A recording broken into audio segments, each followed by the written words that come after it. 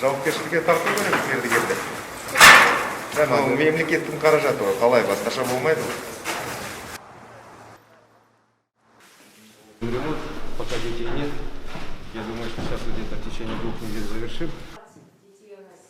Кабинеты все соответствуют требованиям. Те члены сборных республики, которые задействованы на сборах, они сейчас живут здесь. Ну как, условия проживания, питания, все нормально? Да, все хорошо. Вы выиграли? Сейчас еще будет. Молодцы. Выравнивать надо. Выравнивать надо. Ну, конечно, будем выравнивать. Так, зато здесь мягко играть. Здесь будет стритбольная площадка. У нас на следующий год открывается отделение стритбола здесь, потому что это олимпийский вид. И он очень востребован, и у нас такой популярный полудаль.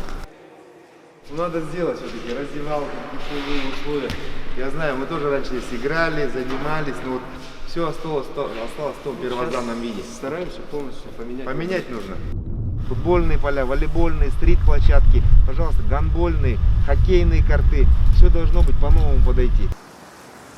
Завершено практически 90% отделки. Хорошо, ну давайте заканчивайте. Тоже конец, начало декабря. Начало декабря. Ну хорошо, начало декабря. До праздников. Посмотрим.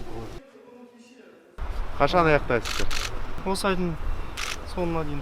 Үшінші этажда бір кішігірім комнаталарға алып кетуі мүмкін, жаңағы отдел. Сыртын қашан бітіресіздер? А сырты осы айдың аяғына дейін бітеді.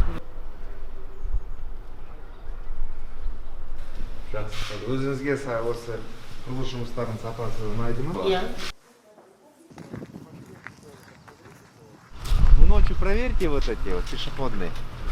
Что-то там кажется, как будто как фонарик светит. Не хватает как будто. Сіздер жүрсін деп ойлаған, да? Жерде қараңғы болса, ертең жүре алмайды ана жерде.